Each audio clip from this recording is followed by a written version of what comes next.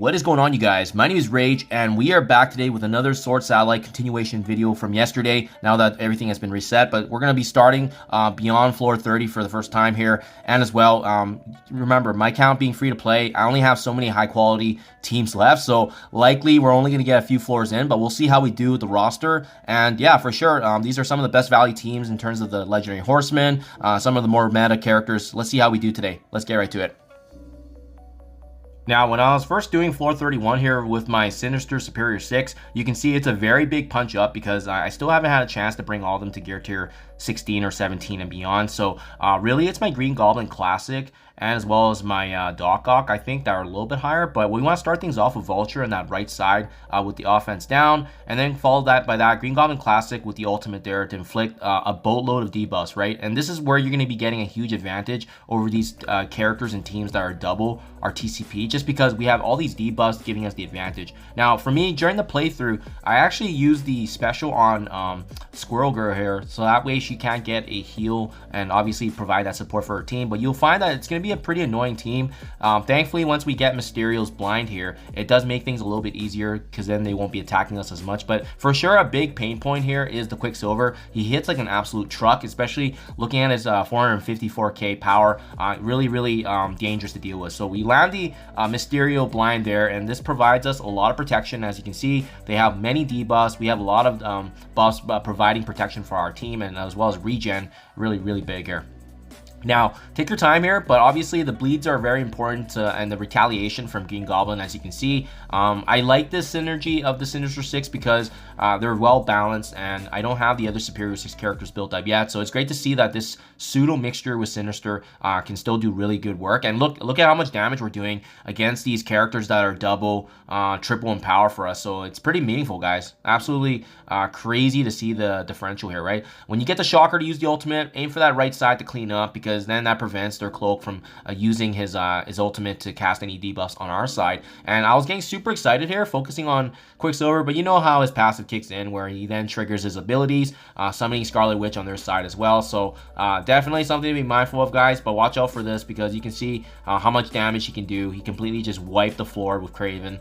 And now I'm very grateful that their death pool still had that blind, so thankfully she didn't take down any of our characters during that time. We have another chance here with Vulture to use the special, and now we're kind of just seeing and waiting and seeing if this team can still get the job done. But thankfully we go with Doc Ock finally getting his turn with the ult, creating longer lasting blinds, as you can see there. And finally our Green Goblin gets a chance here, so I'm targeting Quicksilver on their side with my special, trying to take him down. The bleeds take him and finish him off, so now we know it's gonna be a good game because their best character is down, and easy cleanup here. So very surprised this team worked. A huge punch up, but definitely a big value team if you guys are building up Sinister 6. They're one of the best in the game right now, but this is awesome to see that you don't even need them that high up. The only gear tier 18 character here was Green Goblin Classic, none of them at gear tier 17.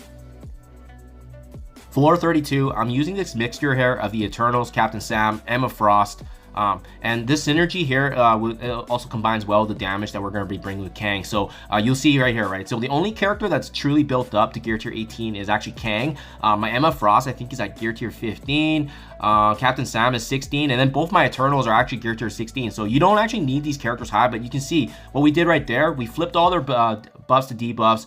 We're controlling the entire situation, and what we want to be doing is using Captain Sam to give us additional turn meter here, and we want to get Kang to go as soon as possible. We have Emma Frost giving us that first turn advantage and a slow here, and this all just provides a lot of opportunities for Kang to get his turn. And once he gets the Kang bang going on here, easy cleanup for what is probably a very difficult node if you don't have the right teams, but this team completely counters it, which is really huge. So you get some amazing value here because really the only character you need built up is Kang. Everybody else is very reasonable, as you can see. Super easy cleanup. Obviously, we're still up against some nasty characters in terms of TCP here, but at the end of the day, this is just a very strong and powerful synergy that seems to work, and it's consistent. I used this in my last video as well, and yeah, it was great to see that this was still a very successful attempt here in terms of this team synergy and dynamic. Easy cleanup here. Okay, next up, we're up against this mixture here of X-Men with Quicksilver and Gambit, so we definitely want to be mindful of that. I'm planning to bring in here actually a Spider Weaver.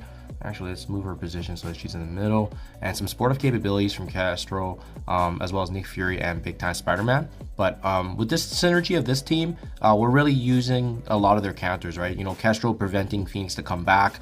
We're going to be doing a lot of initial damage here in burst to both Quicksilver and Gambit. They're definitely going to be the pain points that we need to watch out for. But we also need to be mindful of characters like Rogue, where, you know, obviously having them at the very beginning here, using their abilities, it's going to prevent us from making a move. So we definitely want to control them as soon as possible.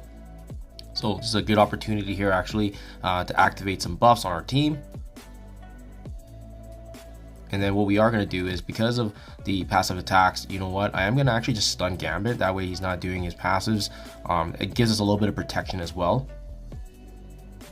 But yeah, this one could definitely be tricky for sure, just because we're up against that Quicksilver and all the multiple strikes, right? And this is kind of the reason why I brought in Kestrel. We need some kind of burst damage, right? Someone that could do a lot of damage, and now we do get a chance here to even ability block Rogue, preventing her from getting her turn. And then again, we're not worried about too much about Phoenix because we have Kestrel's charges to prevent that from happening. So now we can actually target Quicksilver, and then he's pretty much the last pain point here. Boom, boom, boom. Passive attacks from Kestrel really hurts the team. Just absolutely beautiful synergy. And then we still have Spider Weaver's charges as well, which prevents us from getting hurt there, obviously. Oh, my mistake. It looks like Phoenix was actually brought back here. Okay, I thought the charges was live, but something must have kicked in.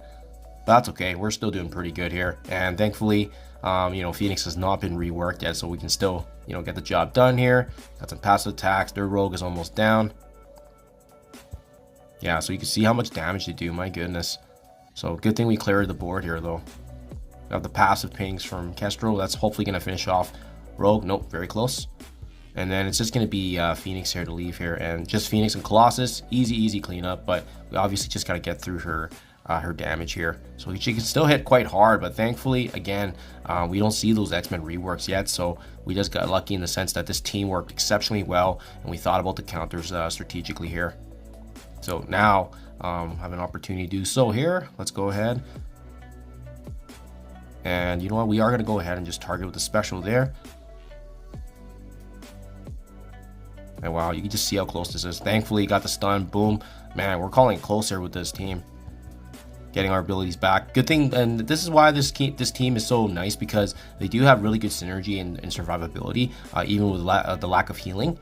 And then as well as the passive attacks, right? So these original characters are definitely nothing to scoff over. Thankfully, we got the passive protection from Spider Weaver as well, getting the job cleared here. Okay, Death Seed against Death D. We've seen this in the past. It has worked, but it does require a bit of RNG, so we're hoping we're going to fall on the right side of luck today, just because this is a pretty decent mirror match. But thankfully, our opponents don't actually have the Magneto blind here, so you can see we're kind of in a more advantageous position that we can start off with the blinds. And actually, you know, start kind of pinballing our damage here. So we definitely want to take advantage of this. Ideally, Archangel getting the clear here would be great for the turn meter rewind, but you can see we didn't get the finish there, unfortunately. But thankfully, we did have the dodges, so and as well as the blinds kicking in for us. So that's very fortuitous. But unfortunately, now you can see they just one-shotted our Psylocke, so she wasn't really useful in that respect. But and then also the ability block on my Nemesis. So this is definitely going to be interesting now. I want to bring him back.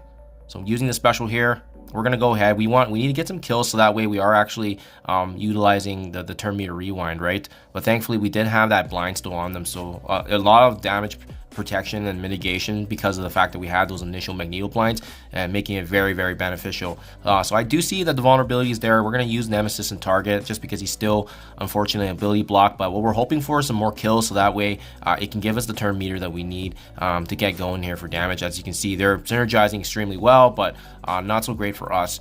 And because their Mr. Sinister actually is getting a turn pretty soon here, we're going to use Psylocke for the ultimate to rewind him back, getting a kill there, and that actually works really well for us. Now we can chain a couple of things here and get the turn meter going. And actually, because we have the ultimate, we probably can one-shot Mystique here with the... Oh, man. Still, these guys are just so tanky. I was hoping it would actually do the job, but that's okay. This ultimate's going to be really good for us in terms of just getting some buffs back, but as well being able to clean up a little bit here. And now we do want to focus on their Archangel. He's really kind of the core and engine of their team. And once he gets going as well, so having that nice ability block with Dark Beast definitely pivotal. We're going to do that here just to control him a little bit. Oh, unfortunately, ours did go down. So, my goodness, yeah. So even like I said, guys, like the mirror match here is still pretty tough. And now we do lose our assisted attacks from Dark Beast, but we were able to fortunately finish off their Archangel. And again, guys, this is not a perfect counter, but I do find that, like, for example, you know, this is probably the best if you have them built up. If you don't want to waste another team that we're going to be needing, such as like the Secret Defenders going above. If Secret Defenders is all you have, that might be the only team you can utilize. But because of my Legendary Horseman teams being level 90, gear tier 17 or higher, they definitely do work in this mirror match situation. Okay, guys, floor 35, and we are not playing around because floor 34 was actually the highest I went last time. Just because my account wasn't as built, I didn't have big apocalypse, but now we're in a really good position in the game with all these characters unlocked. I have big boy Super Scroll actually built up unlike last time, so I mean now we're in a really good position to try this out. So this is definitely one of the more problematic nodes based on what I've seen from the other content creators. We want to turn meter rewind the very beginning there, but as well we need to be mindful of that Rogue and Red Hulk. So I'm going to go ahead, I'm going to actually ability block Rogue and reduce Red Hulk's turn meter rewind there, but as well we want to be focusing on well, Emma Frost has the cleanse coming too, but thankfully our Robbie Reyes comes after. So we're going to shut down Red Hulk first of all, but you can see how problematic this wave is because of the 4 Legendary Horsemen. On top of that, having some support capabilities here from Emma Frost as well. So definitely problematic to say the least. I'm going to apply the ability block there to apply the bleeds, but as well now we're in a really good position to activate this blind here. And thankfully, even if their Apocalypse gets the ult off, we have our Miss Marvel providing protection, and that's a character they don't have on their side, which is very, very good for us to obviously take advantage of here. So I'm going to take advantage of Super Scroll being on my team here. Having the exposure is going to do some AoE damage over time as we, you know, single that out. And then we want to take our time kind of with Apocalypse because if we can leave him for the end, it would be ideal, but he obviously gets his turn here. Our Miss Marvel can take the full punch, absolutely no issues whatsoever, because we are built for the arena meta, and that's exactly what we were envisioning with this. And Super Scroll against Apocalypse, it's not even a battle right now. It's going to be our team against his, and we are in full control here. We're going to be activating some buffs. Unfortunately, my Black Cat has been, you know, beaten up quite a bit, but we're going to reduce his turn meter and now just pinpoint and focus him down. Unfortunately, he does have the safeguard with immunity, which makes it quite pesky here, but you know what? I'm going to wait for that to last one more turn so that way I can actually use the ability block on him. So thankfully, we're in a pretty good spot. If it's one-on-one with Apocalypse, we should have no issue. It's going to take him quite some time to get his charges back up. Right now, now that his safeguard immunity is gone, we can apply some bleeds. We're going to be using the ability block, turn meter rewinding him, and it's going to be a good game here pretty soon, guys. So we're just going to keep applying it on him. So he can't do much. Even his basic ability hits like a truck, so we definitely want to put as much debuffs on him as much as possible. And this is why the Secret Defenders is an absolute must-have team to clean up this floor. But as well, this is monumental for my account, guys, because I've not gone higher than 35, so this is huge. Woohoo! Okay, last but not least, thankfully we were able to save up quite a few characters here, as you can see with the Horsemen, but as well having Nova to provide them natural protection. We're up against a pretty speedy team on the other side, so I'm not sure if this is going to work, but we're going to give it our best shot here and see how it goes. Otherwise, we'll cancel out and can try again tomorrow. But I mean, yeah, I suspected that their Red Hulk was going to go first. Thankfully, he actually hit our Apocalypse right in the middle there, so that was huge. Now, we know that both Ronin and Taskmaster on their end is going to actually get a turn to go ahead, so we're going to control their Taskmaster. That way he doesn't get as blind, and we actually are going to go ahead and utilize a Nova stun on Ronin too. So we're just preventing them and controlling them for a little bit here. But yeah, my team is actually you know, not as built as I would say other creators using these team synergies, but we thankfully do have the full synergies here of the Horsemen. So we're going to try and take advantage of that. Unfortunately, my Morgan Le Fay was already taken down just because these guys are just absolutely so beefy. So we definitely do want to focus on that right cluster there. But we also need to be mindful of Red Hulk on their side because he's getting more charges as we speak. Thankfully, we were anticipating this with Apocalypse, right? So that's exactly why we brought him in as a counter, and we're not up against any kind of Miss Marvel hard light, so we're going to take advantage of this opportunity. Finish up the Red Hulk.